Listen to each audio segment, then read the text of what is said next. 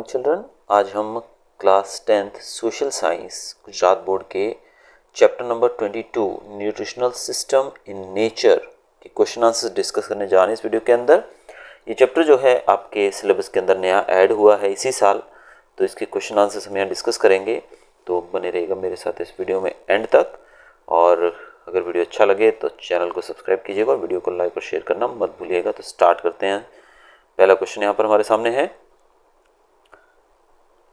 Explain in detail the food cycle. इसी के option में क्वेश्चन इसी को बदल के भी दिया जा सकता है, how nutrients are regulated through the food cycle. There is a law of natural arrangement that whatever elements come from wherever they have to return. तो एक नेचर की एक लॉ है, यानी कि नेचर का एक नियम है, एक रूल है, कानून है कि जो चीज़ जहाँ से आती है वो वहीं लौट जाती है, रिटर्न देयर, यानी कि वहीं पर वापस चली जाती है। Trees absorb carbon dioxide from the air. It goes back into the air by the process of combustion and decomposition of the tree remains. तो पेड़ जो होते हैं वो कार्बन डाइऑक्साइड जो है हवा में से एब्जॉर्ब करते हैं, और वो कार्बन डाइऑक्साइड एब्जॉर्ब करते हैं तो वो कार्बन डाइऑक्साइड वापस भी तो नेचर में जाएगी, तो वो जाती है एयर के अंदर थ्रू कंबशन, यानी कि जब हम चीज़ों को जलाते हैं तब, और या फिर डिकम्पोज होती हैं चीज़ें जब, यानी कि चीज़ें जब सड़ती हैं, डिकम्पोजिशन जिसको हम बोलते हैं बैक्टीरिया के द्वारा किया जाता है, तब वो कार्बन डाइऑक्साइड वापस एयर में लौट जाती है। In the same way water goes up from the ocean in the form of vapour condensed as cloud returns to the ocean as rain. उसी प्रकार से जो वाटर है, पानी जो है वो वेपर बन के बादलों में जाता है, लेकिन वो कंडेंस होके फिर बादल से बूंदे बनकर बारिश बन के ज़मीन पर गिरता है और फिर से वो पानी जो है ज़मीन पर लौट आता है। तो इस तरीके से जो भी चीज़ नेचर में बनी है वो जहाँ से आती है वहीं वापस लौट जाना, ये एक कानून है, एक नियम है नेचर का।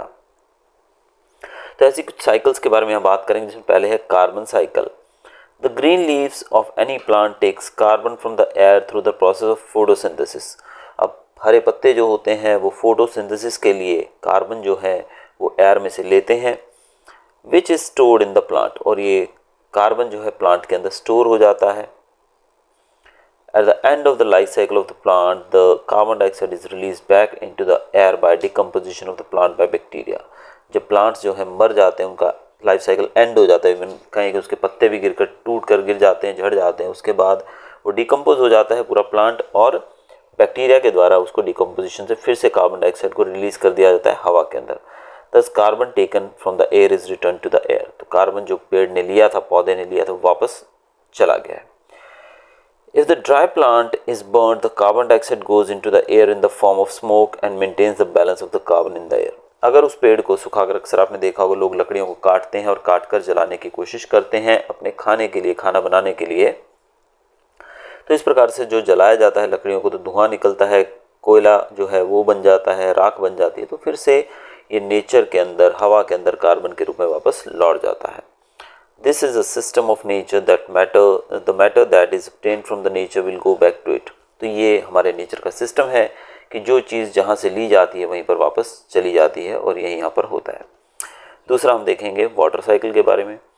71% of the earth is covered with water. The heat of the sun increases the temperature of the ocean surface, which causes the water to evaporate and form clouds. The clouds showers water in the form of rain on the land. Most of this water flows from the surface of the land through rivers and reaches the ocean. Water is stored in the ground as underground water, which finally merges with the sea through rivers in the form of springs. अब पानी के साथ भी यही है, carbon cycle तो हमने देख लिया, वाटर साइकिल में भी यही होता है। 71% इस धरती पे पानी है, इस पृथ्वी का 71% जो है वो वाटर है। तो ये जो पानी है वो सूरज की गर्मी से टेम्परेचर जब बढ़ जाता है पृथ्वी का, तो पानी का टेम्परेचर भी बढ़ेगा ऑब्वियसली। तो पानी का टेम्परेचर बढ़ने से वो इवेपोरेट हो जाता है। इसका सिंपल सा एग्जांपल आप देखोगे कि आप जब घरों को धोया जाता है या हमारे आंगन में जो भी पानी होता है वो थोड़ी देर बाद सूख जाता है। वो कहाँ चला जाता है पानी? वो इवेपोरेट हो जाता है धूप के कारण। तो अगर इतना सारा पानी हमारे घरों के सामने से, यानी कि गलियों में से सूख सकता है, या इवन कहीं बारिश का पानी जो सूख जाता है काफ़ी समय बारिश होने के बाद, जगह जगह पानी जो भरा होता है वो सूख जाता है कुछ समय के बाद, तो वैसे ही ये जो समुद्रों के अंदर पानी जो रहता है, नदियों में पानी रहता है, वो इवेपोरेशन से उड़कर आसमान में चला जाता है, बादलों में वो जमा हो जाता है, और फिर वो बारिश के रूप में फिर से पृथ्वी पे आ जाता है, और फिर वो नदियों नालों को भर देता है, और फिर वापस जो है वो समुद्र के अंदर या फिर जिन भी बॉडीज से उसको लिया जाता है उन बॉडीज़ को फिर से रिफ़िल कर देता है। कुछ पानी जो है वो अंडरग्राउंड वाटर के रूप में भी स्टोर रहता है जिसको हम पीने के लिए उपयोग करते हैं। In this way the water becomes available for the living organisms as it is the system of nature and finally reaches back to the ocean। तो इस प्रकार से पानी जो है लिविंग ऑर्गेनिज्म जीवित जीव जंतुओं के लिए पीने का स्रोत बनता है और पानी जो है वापस ओशन में लौट जाता है। तीसरी साइकिल की हम बात करेंगे यहाँ पर बच्चों, वो है हमारी एनर्जी साइकिल। स्पेलिंग मिस्टेक है, CYLE लिखा हुआ है, साइकिल होना चाहिए यहाँ पे CYCLE। Sun is the main source of energy. Matter is continuously converted into energy by the sun. Some of the energy reaches to the earth through these sun rays. Sun जो है main source है इस पृथ्वी पे energy का, और matter जो है वो कंटिन्यूसली कन्वर्ट हो रहा है एनर्जी के अंदर सन के द्वारा। कुछ एनर्जी जो है पृथ्वी पे रीच करती है, पहुंचती है सनरेज के द्वारा, जो सूरज की किरणें आती हैं उसी से गर्मी आती है ना हमारे यहाँ पे। तो A herbivore obtains energy from food, green leaves, to the task of storing that energy. After the end of the life of the plant, the energy cycle is completed by the decomposition or burning of its remains. अब पेड़ पौधे जो होते हैं वो सूरज की गर्मी, आपको पता है धूप में रखे जाते हैं पौधे, क्योंकि धूप के कारण ही, सूरज के प्रकाश के कारण ही वो फोटोसिंथेसिस को परफॉर्म कर पाते हैं। तो ऐसे में जो एनर्जी सूरज से उनको मिलती है उसको वो अपने पत्तों के अंदर, अपने फ्रूट्स के अंदर वो स्टोर कर देते हैं। और हर्बीवोर्स जो पेड़ पौधों को खाने वाले प्राणी होते हैं उनको यहीं से एनर्जी मिलती है। तो जब पेड़ पौधे मर जाते हैं या इवन ये जो जानवर है ये भी मर जाते हैं हर्बीवोर्स, तो डिकम्पोजिशन के द्वारा फिर से जो एनर्जी साइकिल है वो वापस इस ब्रह्मांड में, इस नेचर में लौट जाती है। जिस प्रकार से हमने पीछे की साइकिल्स देखी उसी प्रकार से ये साइकिल भी फिर से कंप्लीट हो जाती है। अगली साइकिल है हमारी humus. Organic matter is an important component connected with the food cycle. Humus is such an organic matter in which biological, biochemical and chemical process take place continuously. Biomass is formed by the decomposition of any organic matter. This decomposition is done by millions of microbial species. These microbes need sucrose to function, which is obtained by the roots. In nature, humus is formed near the roots. Humus जो है ये कई प्रकार के biological, biochemical या फिर chemical processes जो हैं वो होते हैं, उससे बनता है। बायोमास जो कि बनता है डिकम्पोजिशन से, किसके डिकम्पोजिशन से? ऑर्गेनिक मैटर के डिकम्पोजिशन से। तो ये जो डिकम्पोजिशन का प्रोसेस होता है ये माइक्रोबैक्टीरियाज के द्वारा किया जाता है, और इन माइक्रोबैक्टीरियाज को अपने फंक्शनिंग के लिए एनर्जी तो चाहिए, वो एनर्जी इनको मिलती है रूट्स के द्वारा, जो पेड़ पौधे होते हैं उनके जड़ों के पास। इसीलिए हमारे नेचर के अंदर ह्यूमस जो है हमेशा रूट्स के पास ही फॉर्म होता है।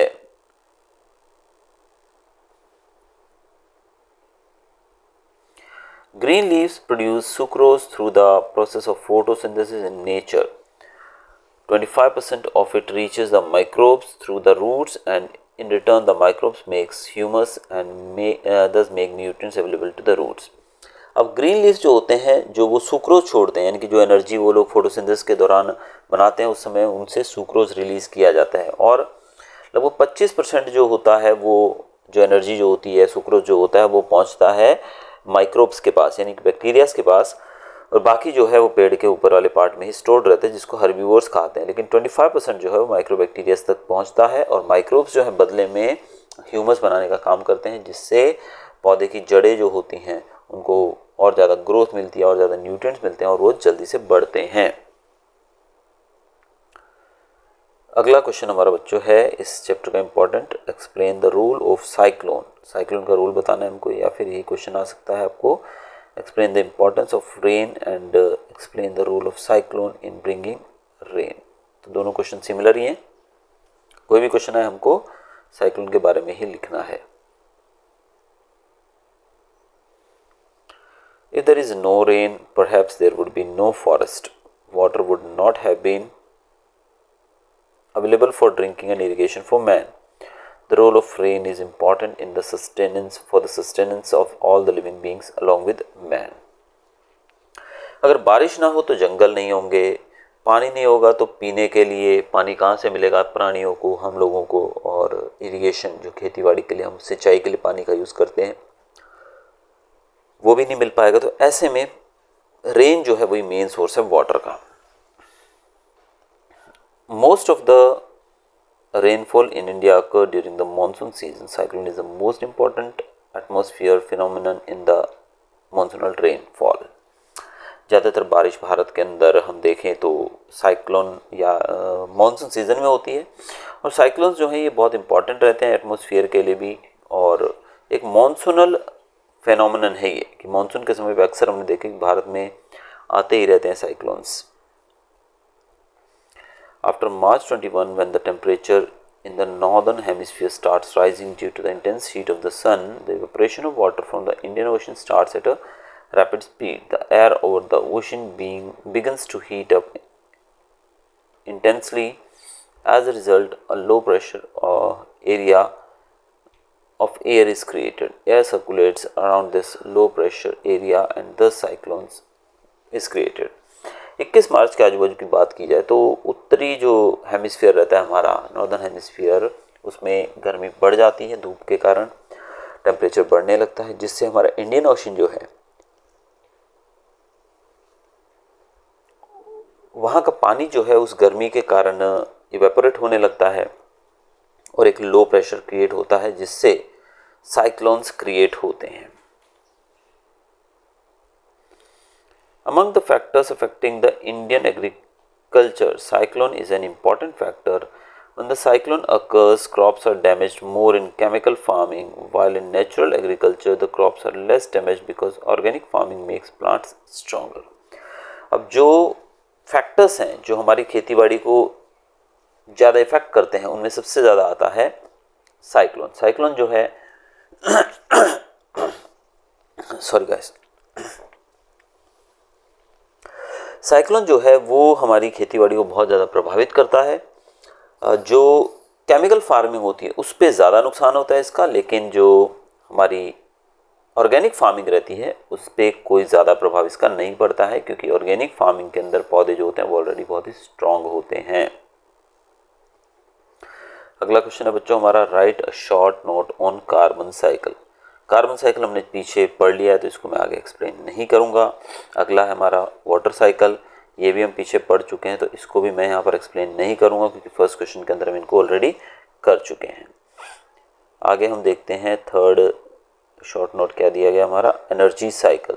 तो ये बच्चों ये भी हमने पीछे फर्स्ट क्वेश्चन के अंदर देख लिया था, तो इन वही क्वेश्चन में से आप यहाँ भी लिख सकते हैं सब कुछ। नेक्स्ट है arrangement of water nutrients to roots of plants by capillary action. ये क्वेश्चन हम देखेंगे बच्चों क्योंकि ये हमने पीछे नहीं किया ढंग से। चलिए देखें इसको, अरेंजमेंट ऑफ वाटर यानी कि पानी का arrangement nutrients to the roots of plants by capillary action. Capillary action के द्वारा पौधे की जड़ें जो होती हैं उनको कैसे पानी और न्यूट्रिएंट्स मिलते हैं। Rain water is stored in the form of ground water by gravitational force. Rain water जो है वो ग्राउंड वाटर के रूप में स्टोर्ड रहता है, ग्रेविटेशनल फोर्स के द्वारा उसको पानी को जमीन के अंदर रखा जाता है। After the rainy season gets over, waters from this ground water returns to the plant roots by capillary action. अब धरती के अंदर का पानी जो है वो ऊपर कैसे जाएगा, अभी हमें जमीन से पानी खींचना हो तो हमें क्या करना पड़ता है, कोई मोटर या पंप लगाना पड़ता है, लेकिन यहाँ पर ये पानी ऊपर कैसे जाता है, इसका कारण बताया इन्होंने कैपिलरी एक्शन। और ये एक नेचुरल प्रोसेस है जो कि बहुत ही वेल डेवलप्ड है, वेल प्लान्ड है और अपने आप काम करता है। क्या होता है देखते हैं। According to the principle of nature, deep soil is reservoir of nutrients. When moisture begins to rise from the ground to capillary action, all the minerals stored in the deep soil along with moisture starts coming up and gets stored near the roots, thus making these nutrients available for the roots. अब capillary action में क्या होता है, ज़मीन के अंदर जब ऊपर रूट्स के अंदर प्रेशर लो हो जाता है तो ज़मीन के अंदर का पानी जो है वो ऊपर उठने लगता है, क्योंकि लो प्रेशर जो होता है रूट्स के अंदर और नीचे ज़मीन के अंदर हाई प्रेशर रहता है जहाँ पानी है, तो हाई से लो की तरफ पानी बहने लगता है। तो पानी के साथ साथ न्यूट्रिएंट्स जो होते हैं, मॉइस्चर, न्यूट्रिएंट्स, सब चीज़ें वो भी ऊपर आती हैं और रूट्स को मिल जाती हैं, और इस प्रकार से रूट्स जो हैं वो उनको एब्जॉर्ब करके पूरे प्लांट को नरिश करने का काम करते हैं। आगे हम क्वेश्चन देखेंगे बच्चों, लोकल अर्थ वॉर्म्स के ऊपर भी एक नोट लिखना है, ये भी हम करेंगे। कैरेक्टरिस्टिक्स ऑफ लोकल अर्थवॉर्म, पहला लोकल अर्थवॉर्म्स ईट सॉइल। लोकल अर्थवॉर्म जो होते हैं बच्चों वो सॉइल खाते हैं। If the local earthworms do not find food, they do not move elsewhere but remain dormant inside the soil. अगर उनको खाना नहीं मिलता तो ऐसा नहीं कि यहाँ से छोड़ के दूसरी जगह चले जाएंगे, वो जमीन के अंदर ही डॉर्मेंट, डॉर्मेंट का मतलब होता है इनएक्टिव होकर पड़े रहते हैं। Earthworms continues its activities underground even at high temperature in the deserts of Rajasthan or at low temperature on the top of the Himalayas. अब earthworms जो लोकल होते हैं उनकी एक खासियत ये भी होती है कि वो भले कितनी भी गर्मी हो, राजस्थान जैसे गर्म प्रदेश हो या फिर हिमालयस की ठंडी बर्फीली चट्टानें हो, वहाँ भी वो अपना काम जारी रखते हैं। टेम्परेचर का कोई प्रभाव नहीं है इनके ऊपर। Local earthworms go deep into the soil during the lifespan of 15 years. They keep on making day and night endless billions of holes inside the soil. They dig a hole, come up from another hole. When they come on the surface of the soil, they leave a mineral rich waste agar. This makes the soil porous. अब earthworms जो है उनकी उम्र लगभग 15 साल की होती है और ये ज़मीन के अंदर डीप डिगिंग करते ही रहते हैं, यानी कि होल्स बनाते ही रहते हैं। और एक होल बनाएंगे दूसरे से बाहर आ जाएंगे, फिर एक बनाएंगे दूसरे से बाहर आ जाएंगे, इस प्रकार से ये होल्स बरोज बनाते रहते हैं। और साथ साथ जब वो ऊपर आते हैं तो मिनरल रिच वेस्ट जो होता है, जिसको हगार कहा जाता है, वो भी वो छोड़ते रहते हैं सॉइल के अंदर, जिससे सॉइल जो है बहुत ही अच्छी रिच हो जाती है मिनरल से और पोरस भी बनती है। दूसरा यहाँ बताया गया है, as the local earthworms move up and down, it secretes enzymes from its body and forms a lining on the inside of these, so these holes resist external pressure, due to which the rainwater easily seeps into the ground and raises the groundwater level and stops soil erosion. ये earthworms जो होते हैं, ये जब अंदर से ये whole बनाते हुए बाहर आते हैं तो इनकी बॉडी से एक एंजाइम निकलता है और एंजाइम के कारण जो ये होल्स होते हैं इनके अंदर की लाइनिंग जो होती है, अंदरूनी पार्ट जो होता है वो काफ़ी स्ट्रॉन्ग हो जाता है, वो एक्सटर्नल प्रेशर को रोक सकता है। यानी कि बाहरी प्रेशर से वो होल, तो जैसे कैसा होता है, हम ज़मीन के अंदर गुफाएं बनी होती हैं तो ऊपर तो मिट्टी और प्रेशर होता है ना चट्टानों का, तो गिर सकती हैं कभी भी अगर थोड़ी सी कमज़ोर हो। लेकिन यहाँ पर ऐसा नहीं होता है क्योंकि वो एंजाइम जो है उनको अंदर से रेजिस्ट कर देता है, रोक देता है गिरने से। और जब बारिश आती है तो पानी इनके अंदर से काफ़ी ज़मीन के अंदर चला जाता है, जिससे सॉइल एरोजन में भी बचत होती है और ग्राउंड वाटर का लेवल जो है वो भी काफ़ी बढ़ जाता है। When earthworms enter the soil, they eat soil, sand, raw stone, lime, etc. and reach up to the soft soil inside, destroying diseases, causing pathogens in the soil in their intestine. It swallows beneficial organisms and strengthens them and releases them into the soil through excreta. अब earthworms जो हैं जब भी soil के अंदर जाते हैं तो ये अंदर जो मिट्टी, सैंड, रॉ स्टोन वगैरह पत्थर होते हैं उनको खा लेते हैं और सॉइल को सॉफ्ट बना देते हैं और अंदर नीचे की सॉइल तक पहुंचते हुए ये डिजीज कॉजिंग जर्म्स जो होते हैं, पैथोजेंस जो होते हैं, बैक्टीरिया जो होते हैं उनको खा जाते हैं, जिनसे बीमारियां हो सकती हैं हमारी सॉइल के अंदर, खराब जो होते हैं उनको खा जाते हैं। और फिर अपने इंटेस्टाइन के अंदर, इनके इंटेस्टाइन से जब वो बाहर निकलते हैं, यानी कि उनको जब ये एक्सक्रीट करते हैं तो उनको ये बदल देते हैं एक अच्छे बैक्टीरियाज के अंदर, एक अच्छे वेस्ट के अंदर, जो कि पेड़ पौधों को काफ़ी फ़ायदा पहुंचाता है। अगला क्वेश्चन हमारा है बच्चों, लोकल अर्थवर्म्स का कंट्रीब्यूशन हमें बताना है हेल्दी सॉइल के लिए। तो ये जो जस्ट हमने पढ़ा है हम उसी आंसर को दोबारा लिख सकते हैं, आप देख सकते हो इस आंसर के लिए हमें क्वेश्चन नंबर 2 बताया गया, तो जो हमने अभी पढ़ा है पीछे उसी क्वेश्चन को आप यहाँ कंटिन्यू कर सकते हैं। तो इन लोकल अर्थवर्म्स के बारे में था ये। आगे हम देखते हैं क्वेश्चन, व्हाट इज ह्यूमस। ये इंपॉर्टेंट क्वेश्चन है, हमें देखना पड़ेगा इसे। ह्यूमस क्या होता है? Humus is a living matter, एक लिविंग मैटर है। It is an important component connected to the food cycle. ये फूड साइकिल से जुड़ा हुआ एक इम्पॉर्टेंट फैक्टर है। Continuous biological, biochemical and chemical process takes place in it. इसके अंदर बायोलॉजिकल, बायोकेमिकल या फिर केमिकल प्रोसेस होता ही रहता है। Biomass is formed by the decomposition of any organic matter. Biomass बनता है किसी भी ऑर्गेनिक मैटर के डिकम्पोजिशन से। This decomposition is done by millions of microbial species. और ये जो डिकम्पोजिशन होता है ये मिलियंस माइक्रोबियल स्पीशीज होती हैं उनसे, उनके द्वारा होता है। These microbes need sucrose, raw sugar to function. ये माइक्रोब्स जो हैं इनको सुक्रोज चाहिए, रॉ शुगर चाहिए फंक्शनिंग के लिए। Which is obtained by the roots, जो रूट से मिलती है। In nature humus is formed near the roots, और नेचर के अंदर ह्यूमस रूट्स के पास ही फॉर्म होता है। Green leaves produce sucrose through the process of photosynthesis. In nature, 25% of it reaches the microbes through the roots, and in turn the microbes makes humus and thus makes nutrients available to the roots. Green plants जो होते हैं वो sucrose बनाते हैं और उनमें से 25% जो है वो माइक्रोब्स के लिए रूट्स को भेजा जाता है और माइक्रोब्स जो है बदले में ह्यूमस बनाते हैं पेड़ पौधों के लिए। तो ये क्वेश्चन भी हम वैसे तो पीछे कर चुके हैं, आप वहीं से इसको लिख सकते हो। What are the characteristics of local earthworms? Local earthworms के कैरेक्टर्स फिर से पूछे गए हैं भाई, ये तो हम लोग कर चुके हैं अभी, तो इसको दोबारा करने की जरूरत हमें नहीं है, आप वहाँ से देख सकते हैं। What are the characteristics of excreta? Excreta जो होता है अर्थवर्म्स का, उसके कैरेक्टरिस्टिक्स पूछे गए हैं, तो ये थोड़ा सा हम देख ही लेते हैं इसको। चलो, earthworms excreta contains significantly more nutrients than the surrounding soil. These minerals play an important role in growth of vegetation. ये जो excreta होता है इसके अंदर nutrients ज़्यादा होते हैं और ये पौधे की ग्रोथ के लिए बहुत ही इंपॉर्टेंट रोल निभाते हैं।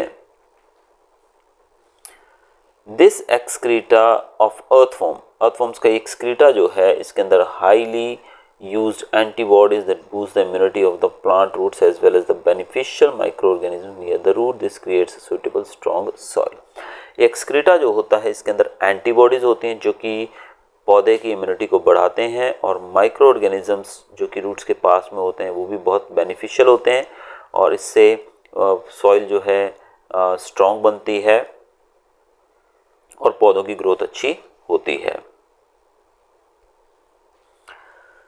The plants and trees growing in it will also be healthy and the animals, birds and humans who eat it will be healthy. तो इससे पेड़ पौधे जो हैं वो हेल्दी होंगे, जो प्राणी पक्षी जानवर इसको खाते हैं, इंसान भी जो पौधों को हम कंज्यूम करते हैं, तो हमारी हेल्थ भी अच्छी रहेगी।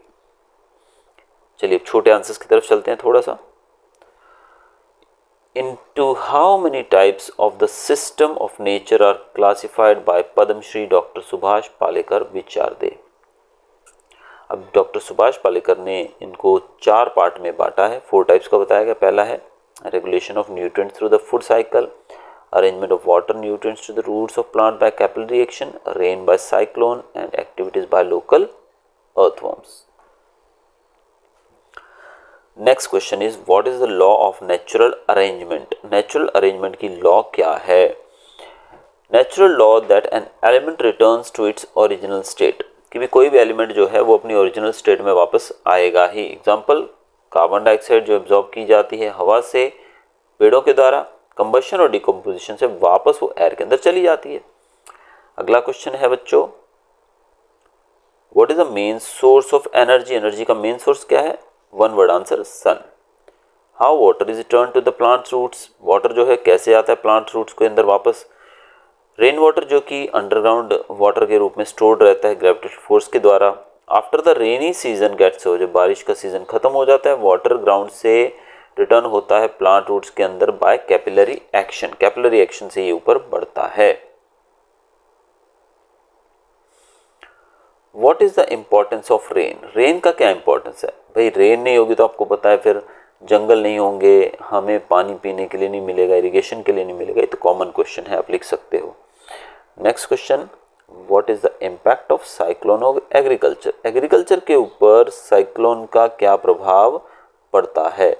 अब हमें पता ही है साइक्लोन जो है वो बहुत ही ज़्यादा नुकसान पहुंचाता है वैसे देखा जाए तो, है ना, लेकिन यहाँ पूछा गया है कि उसका प्रभाव क्या रहता है। तो हमने देखा था पहले भी कि केमिकल फार्मिंग जो की जाती है उसमें काफ़ी नुकसान होता है भी इसका, केमिकल फार्मिंग में काफ़ी नुकसान रहता है, लेकिन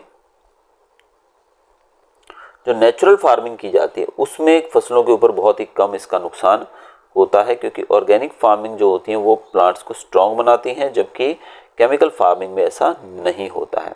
अब बच्चों हम इसके ऑब्जेक्टिव्स भी कुछ देखेंगे इस वीडियो के अंदर, तो बने रहिएगा पूरा वीडियो में मेरे साथ और चैनल को सब्सक्राइब करना मत भूलिएगा। बहुत मेहनत लगती है बच्चों, काफ़ी समय लगता है वीडियोस बनाने में, तो प्लीज़ चैनल को सब्सक्राइब करना मत भूलिएगा और वीडियो को शेयर भी किया कीजिए।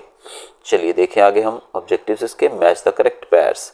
अब करेक्ट पेयर्स को मैच करना है। Main source of energy, main source of energy क्या है हमारे पास? सन। तो पहले का आंसर हमारा रहेगा सन। दूसरा देखेंगे अभी हम, formation of humus. Humus formation कैसे होता है भाई? ये होता है रूट्स के अंदर, तो दूसरे का आंसर हमारा आ गया roots. Soil from depth of the land, storage of nutrients, ज़मीन के अंदर की जो सॉइल है वो क्या रहती है, it is a storage of nutrients, काफ़ी न्यूट्रिएंट्स होते हैं इसके अंदर। और the plant becomes more strong, कब होते हैं मोर स्ट्रॉन्ग, नेचुरल फार्मिंग में, केमिकल फार्मिंग में नहीं होते हैं स्ट्रॉन्ग, नेचुरल फार्मिंग में ज़्यादा स्ट्रॉन्ग होते हैं। तो यहाँ पर हम इसके ट्रू एंड फॉल्स देखेंगे भी। तो पहला आप देखिए यहाँ पर, seeds from the tree and the tree from seed is a continuous natural process, obviously correct, ये ट्रू आएगा हमारा। दूसरा question, Padmashri doctor Subhash Palekar has classified the system of nature into 4 types, 4 types में बांटा है, बिल्कुल 4 ही पार्ट में बांटा है, हमने पीछे पढ़ा ही है इसको। तीसरा question, the heat of the sun increases the temperature of the ocean causes the water to evaporate and this showers water in the form of rain, ये भी ट्रू आएगा भाई, बिल्कुल ऐसे ही तो होता है, और कैसे होता है।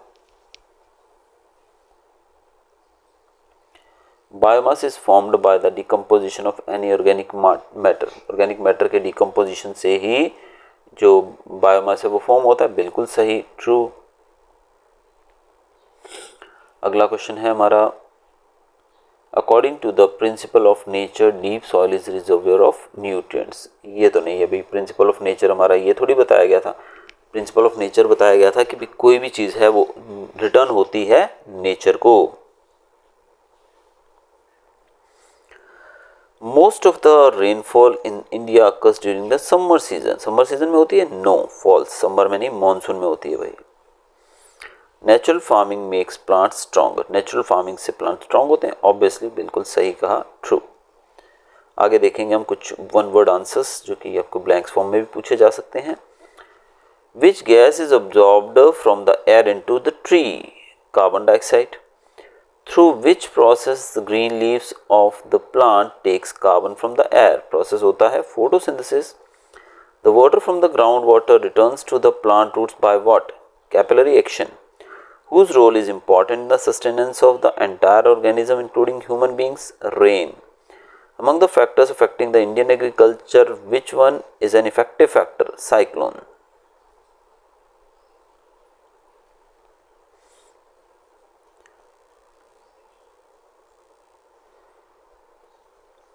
What has to be created for earthworm activity to continue, a necessary microenvironment.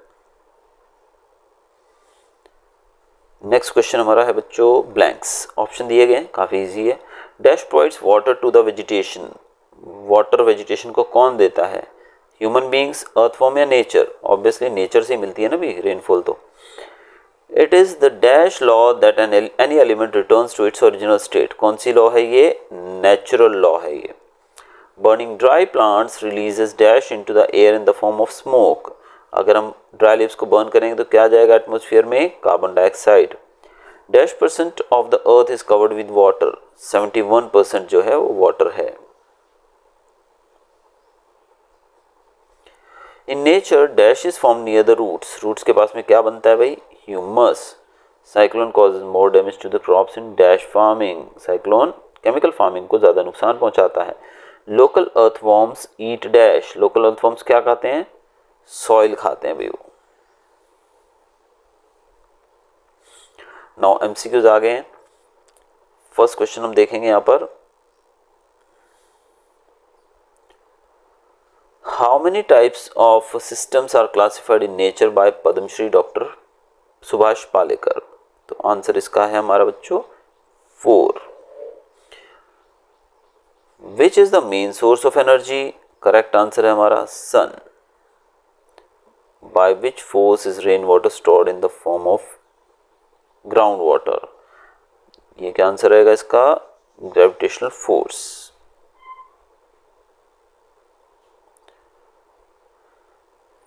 What is the life span of local earthworm, हमने पीछे किया ही था, 15 ईयर्स।